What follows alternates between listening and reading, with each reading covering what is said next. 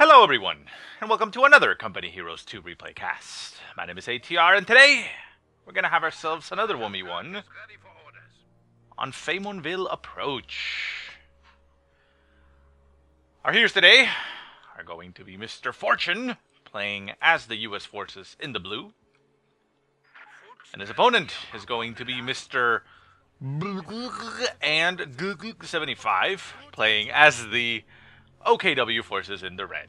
And yes, I know what it means to say there is apparently black and gold 75.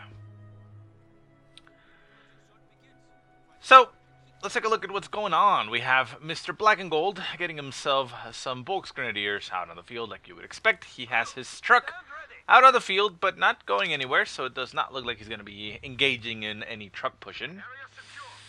However, we have Fortune going for 3. Not 1, not 2, but 3. Mr. Fortune getting 3 rear echelon squads onto the field. So, interesting start. He has gotten a rifle squad as well, so we shall see how that pays off. Rifle squad is popped into the house into the center, giving them a very, very superior defensible position. Rifle squads are 5 men in total, and this is an excellent house for them as 5 windows in the front are able to provide maximum firepower and maximum defense. So the Volksgrenadier squad for Mr. Black and Gold running into the squad. Squad pushes it away very quickly, and the rifles are now back out, capturing the center victory point.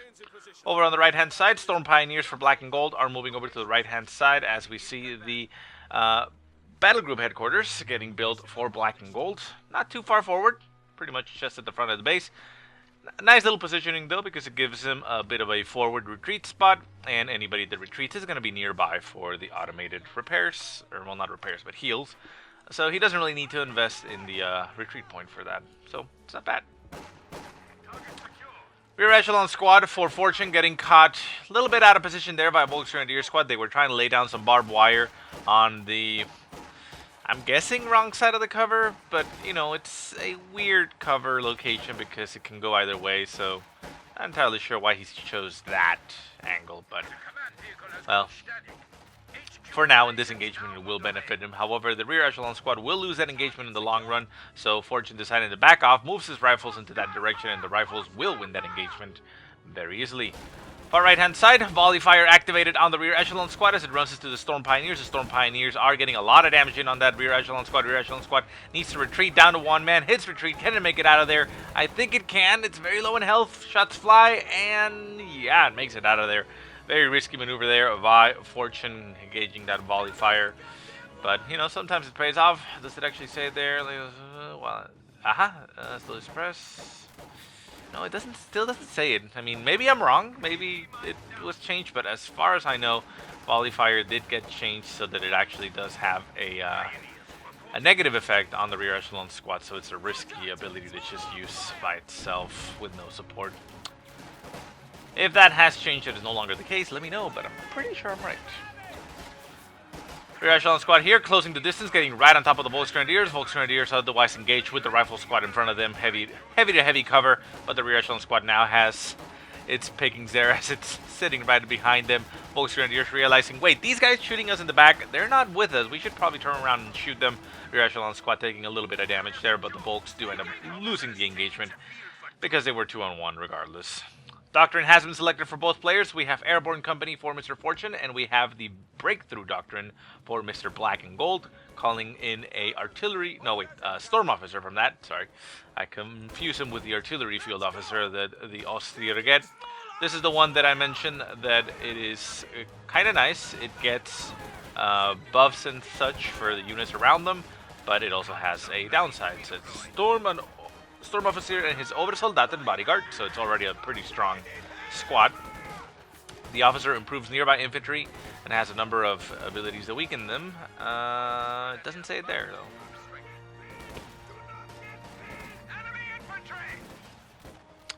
Yeah, well, regardless. So anyways, engagement over here on the left-hand side continues to go forward. We now see the Storm Officer on the field, so we see that the benefit has taken effect. It is Aha, there we go. That's their say. If the nearby storm officer dies, the unit will retreat. So that's what I was talking about. So it's a strong unit because it has a aura buff, essentially. Oh, cool. He popped breakthrough. That allows you to neutralize, you know, quicker. But yeah. Anyways, what I was saying is that yes, it provides a buff to your units. You can see right there. It says they fight harder and such. Not sure what buffs it gives them, but you know, it's a nice thing to have. But if the officer in this doctrine, that guy right there with the Luger, dies, it's gonna force the squad over here to retreat.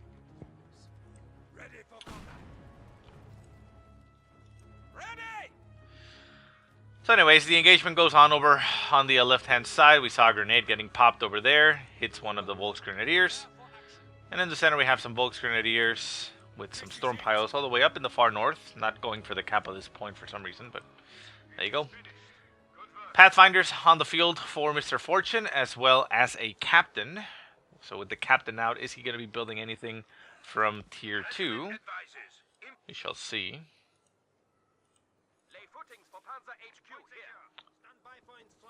Barbed wire getting laid down somewhere. Ah, there we go. So we have 4 rear echelon squads in total for Fortune with only 1 rifle on the field. It's an interesting choice. Does set up a fighting position in the center. Fighting position is getting upgraded with a 50 cal machine gun. 50 cal machine gun covering this entire approach. Nice little angle there. And always remember that putting your rear echelon squads in there gives them rifle grenades. Rifle squad closing the distance, getting right on top of the storm officer with the support of the Pathfinders. The Pathfinders do have a lot of damage output that they have. I forget what their rifles are called, but yeah, I mean they have a lot of damage out there. Volksgrenadier does end up retreating, gets out of there alive. The storm officer is engaging the Pathfinders. The Pathfinders are pretty soft, pretty squishy, so you don't want to have them up as mainline infantry. They just provide a lot of damage from behind, so you always have to make sure that if they're engaging, they have the advantage with some rifles or maybe rear echelons like these, soaking up the damage in front of them. Storm Pioneers, they run into the range of the 50 cal machine gun and end up having to retreat. The storm officer on the left-hand side still holding the ground, and the rear echelon squads are pushing forward. They're going to be able to decap that fuel point. Probably even cap it, as the rear echelon squad over here is rather healthy, and this one is in heavy cover. Stalling.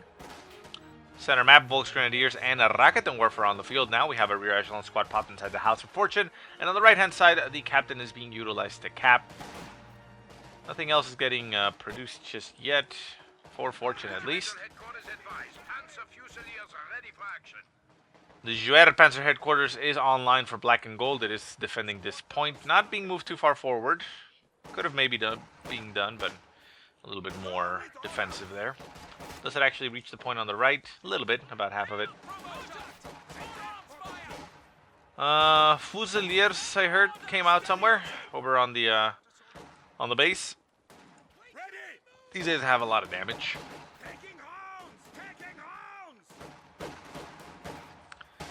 Again, kind of similar to Pathfinder. They're not great at absorbing damage, but it can output a lot of damage. Volley fire activated on the on the rear echelon squad on the left-hand side, trying to get a flank on these squads. However, the Fusiliers do spot them and get a lot of damage in there, down to 1 man, forcing the retreat. And the Volks are pushing forward. The officer is still behind, just providing the buff. Could do with moving a little bit forward and providing some damage. I mean, you do have Obersoldat in there that can fight. But the engagement is just going on as long range as it can. We do have a Steward now on the field for Mr. Fortune. Steward, once an amazing unit, was able to pretty much lock down any vehicles in place. Airborne getting called in as well for Fortune. He's going to be able to push with those as he upgrades with LMGs, I would assume. Everybody does that. Ow, sorry. Share. Lost. There you go. Anyways, but the Fusiliers are forced away by the Steward. The Steward is going to go on the hunt, it looks like. Is it going to chase him down? No, it looks like it's not going to chase him down. It's just going to push him back for a little bit.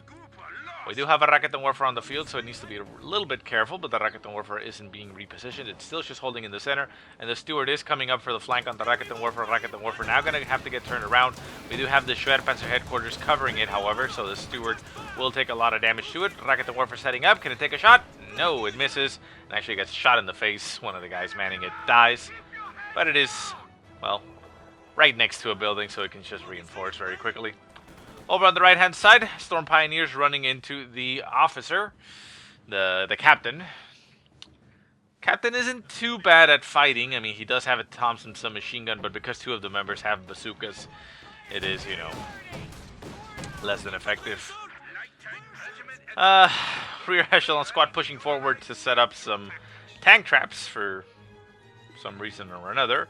However, the Schwerpanzer headquarters quickly deals with that.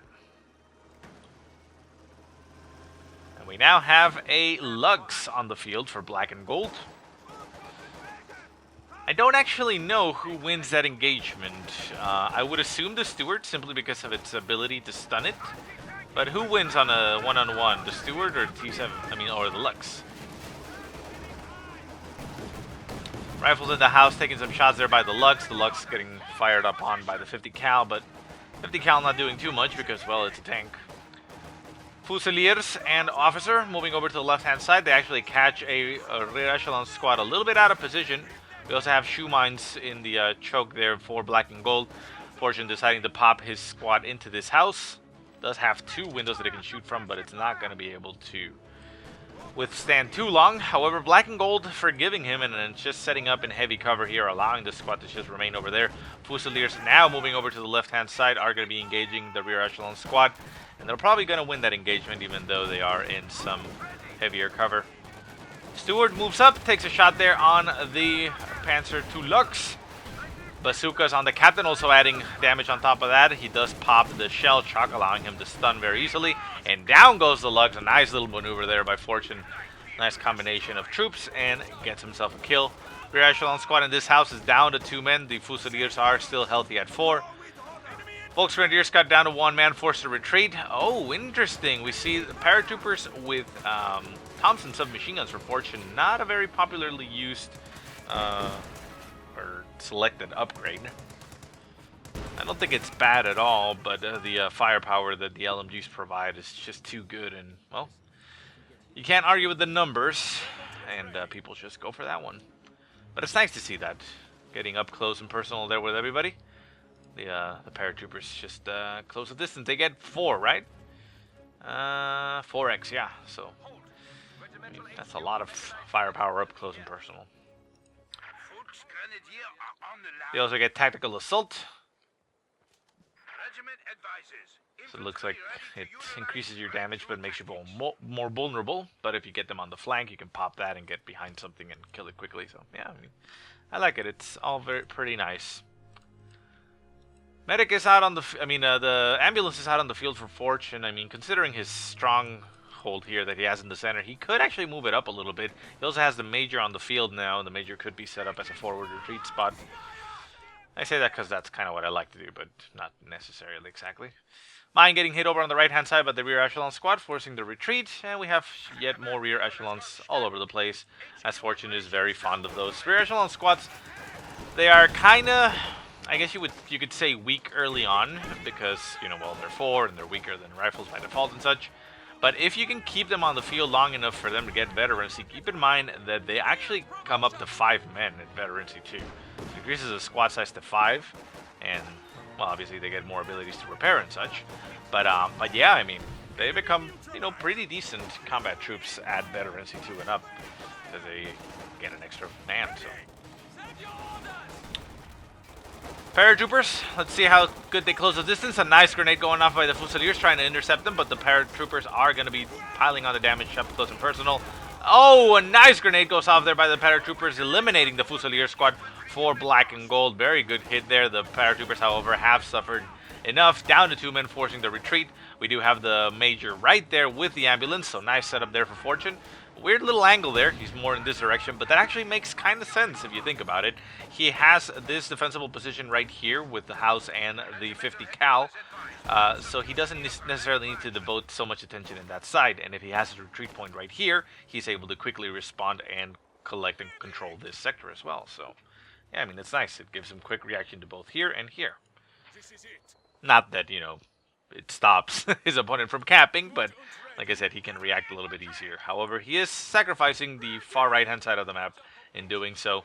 Back at base, we do still have a lot of rear echelons. We also have the captain just sitting around there. The captain was speeding up the production of the battle command post where the major came out from, and I'm assuming he's still there because he's going to be building something else. Maybe he doesn't have the manpower for it just yet, but I mean, it's kind of weird. He would stay there. Anyways, paratroopers once again closing the distance, forcing the retreat of all the squads. Not exactly sure. I think we just saw the effect there. Let me see if I can note it in... Ooh, nasty hit there. But maybe I can note it and catch it. I think the what I'm talking about is that the officer got killed and it forced a retreat. Officer kill. There you go. Over in the center, we hear the steward pushing forward as it forces the Storm Pioneer squad to pop out of the house. And Volks Grenadiers for black and gold just sitting around there, not doing too much. So yeah, the captain is still being set right now to improve the production of vehicles, but no vehicles are being produced. Not entirely sure I like that. I mean, he already has enough for a Sherman or a howitzer. Now he has enough for a Jackson.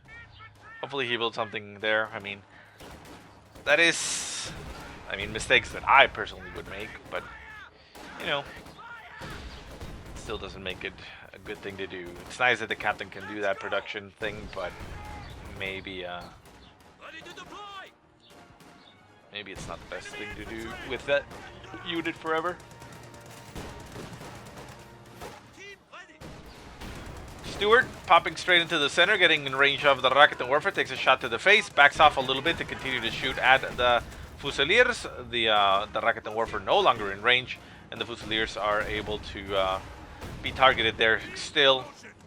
Shrek equipped on a Volks Grenadier squad forces the Steward to back off. The rifles down to one man, also forced to back off. We do have a 50 cal machine gun right there, stopping the Volks from pushing forward, and we also see tank traps getting laid down by the rear echelon squads of Fortune. It looks like he wants to cut off that approach from vehicles. I mean, it's not something you see done very frequently, but, you know, it's not a bad idea altogether.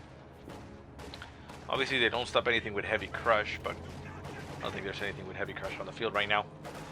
Fusiliers engaging the rear echelon squad, the vehicle crew popping out of the Steward to get repairs going. Grenades go off into the house. The rear echelon squad is going to die if he doesn't pop it out now. Does pop it out through the back and makes it out of there. Paratrooper squad do have Thompsons. They could pop into the house to reveal, but it does not look like they're going to do that. They're going to move through the edge, trying to get the surprise on the squad, but there's nobody there anymore, and the paratroopers are not going to get any easy kills there. Tank traps are being laid down across the entire approach here, so forcing vehicles to come through here. Not a bad thing to do whatsoever, I would say. And over here at the center, we have the paratroopers engaging as the officer is around there as well. Storm Pioneers on the left-hand side engaging rear echelon squads and Pathfinders. The Steward is also nearby to help out, but they're not really doing too much. Center map, Volks Grenadiers and officer trying to fend off those paratroopers. They do manage to get a decent amount of kills in there, down to 3 men. We have a second paratrooper squad on the field. This time around, it is getting upgraded with LMGs. Not sure if Fortune just wanted the mixed arms or combined arms, or he just didn't find the Thompsons to be, you know, up to scratch. So on the southern side, the Storm Pios were forced off, and we have cap going on. We also see tank traps getting laid down all across this sector. Nice little thing there. It obviously doesn't stop heavy crush, you know, so if anything has heavy crush that comes out from black and gold, well, you know, that's gonna hurt him. He's just gonna break through, and of course he has things like the King Tiger that could potentially do that. Regiment advises infantry ready to utilize breakthrough tactics. And the cap goes on over here on the left-hand side. Jackson Tank Destroyer on the field for Fortune. Hopefully he's moved his captain. Yes, he moves his captain. So yeah, at least he's not leaving it useless there. Captain going to be popping into the house. Not a bad decision there, as the captain is, you know, more filling the road of the turret with the bazooka, so he's not gonna get too much done in this engagement. He still provide some support fire from behind. Fusiliers just getting murdered there by the MGs. The Rocket and Warfare also forced to retreat, and over on the left-hand side we have Volkskrans with Shreks and Storm Pioneers engaging squads on the left. It looks like a squad died, and that was a rear echelon squad. Yeah, he is down to 3. But the Volkskraniers are forced to retreat as the steward is just sitting there and, well, not gonna let anything pass through. It's ingenious he utilized the hedges to make it a little bit easier. It's not too bad. We've lost a squad of infantry. Paratroopers retreating down to 1 man. They barely make it out of there. He said that he lost a squad of infantry. Where was that?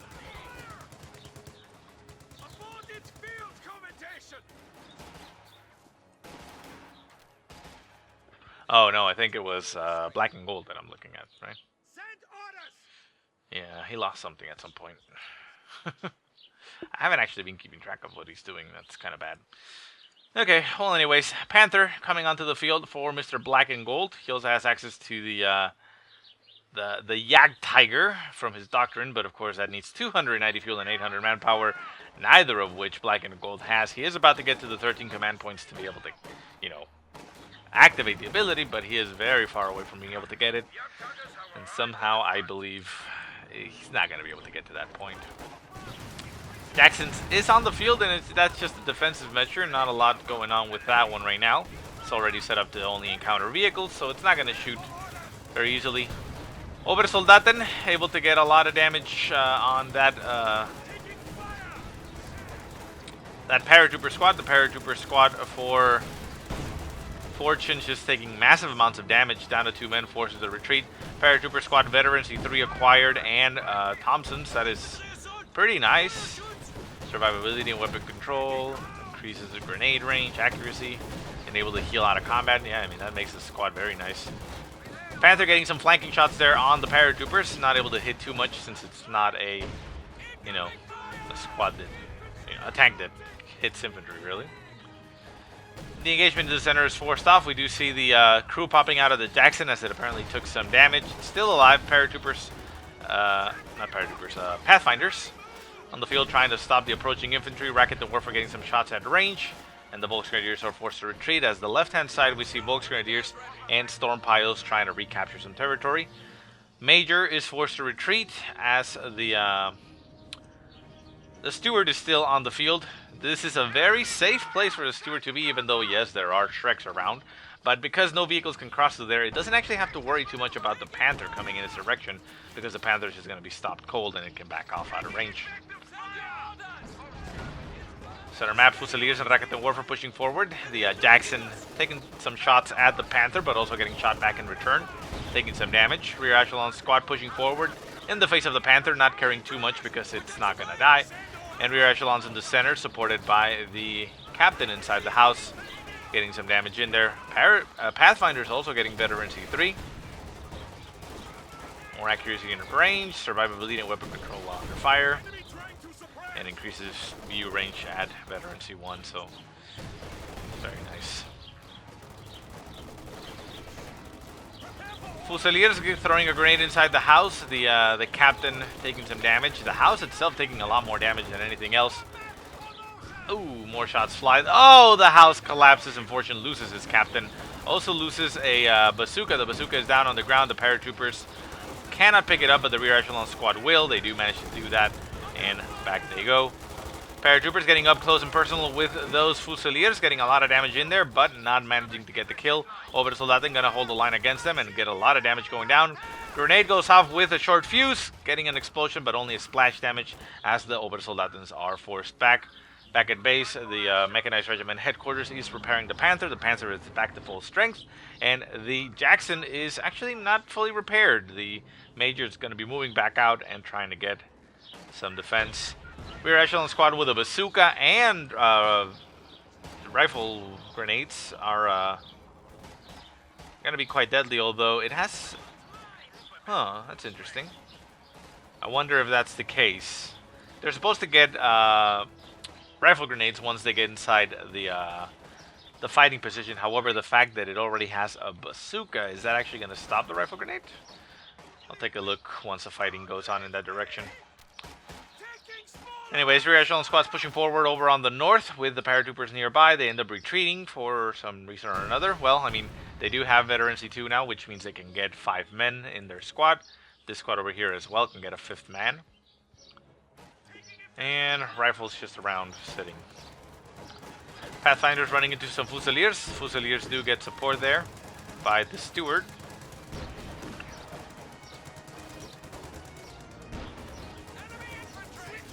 And on the left-hand side, the paratroopers with SMGs are trying to provide as much as they can. We see suppressant fire going down on a Volksgrenadier squad. It gets them slowed. And the Panther is pushing straight through the center, as we do have a bazooka right there, a Jackson as well. Nice little combo fire here. Even the steward is going to come up and get some stun going. Vision blocked. Vision blocked again. And the Jackson may be able to get the kill. Can he get the kill? Oh, nice pickup there. Down goes the Panther. And the steward puts itself in very dangerous position. Manages to break out of there. And the Jackson has a damaged engine, but is now backing off into the cover of a 50 cal machine gun. The steward is going to get GTFO all the way over here. Repair. And a nice pickup there by Fortune, turning it around and getting rid of that Panther. So without the Panther, that exposes Black and Gold severely. He is not going to be able to hold very easily. Rakuten Warfare is on the field. It is going to attack the bunker, I believe. Attack round? No? No, it just sets up to cover the approach, making sure that nobody comes through there. But if infantry comes through there, well, then he's in trouble, because he only can kill tanks. Right-hand side over Soldaten, running into some rifles. The rifles are veteran C2, but they do not have grenades, so they just need to retreat, and they do. And in the center, we see the Pathfinders in cloak, which is a very nice thing that can be done, capturing the center victory point as Fusiliers move out. They were not set to hold fire, so they shoot and reveal themselves, and then back off. Jackson is now back to full strength. Rear echelon squads and paratroopers moving over to the left-hand side. They're going to run into some Panzer Grenadiers. Sorry, Storm Pioneers. Storm Pioneers down to 2 men, forcing the retreat, and center point is being capped again. Fortune is down to 296 points, while Black and Gold holds at 402. So Black and Gold does have quite a bit of breathing room here, as he has a lot of time when it comes to victory points. However, back at base, we do see another Sherman getting produced, or a Sherman getting produced for Mr. Fortune. That's going to just pile on the additional damage that is going to break Breaking Gold. Breaking Gold? Yeah, that's his name now. Breaking Gold. Nice grenade goes off on the rear echelon squad. 5 men strong. Takes a little bit of damage. Holding the line. And the guys over here are still there, taking a little bit of damage, but not too much.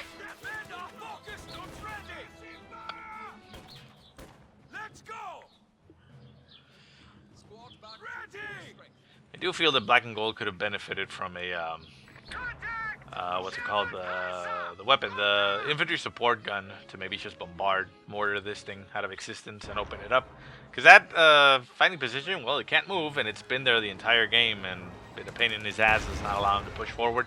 Over to Soldaten, running into the Sherman. The Sherman doing a lot of damage, does have its explosive rounds equipped. Oh, nice shot goes down, and a machine gun, an MG34, is dropped on the field by the Oversoldaten. The Schwerpanzer headquarters now getting targeted there by the Shermans. The Fusiliers can actually go and pick up the weapon there, and there's no U.S. forces nearby to pick it up, so it looks like the Fusiliers are just going to go... No! The crew pops out, gets himself an MG34, and is going to go pop back into the church. Nice move there by Fortune. Even though he's not going to get much use out of it because the crew is inside, he is denying his opponent an MG, an LMG. So that is a brilliant move there by Fortune. Very risky, very ballsy, but it worked. A second Sherman now on the field for Fortune, as he's going to start just pumping those vehicles out. We also have the Steward on the left-hand side running into a Storm Pioneer squad. Storm Pioneer squad down to 1 man. Cannot give chase, but does not need to give chase. Eliminates it as well. And Black and Gold now in horrible position. Fusiliers push straight into the center. Sink error detected, and it looks like Black and Gold just threw in the towel after losing too much. And you can just see there by the amount of, well, infantry he has, that it's just not going to work out. Ah, that noise is annoying. So anyways, guys, I hope you enjoyed the game. If you have any positive or negative remarks, go ahead and leave them in the comment section below. If you have any replays you want to send me, go ahead and send them to the email that I will put in the description. But otherwise, I hope you guys have a great day. Thank you so much for watching, and I'll see you next time.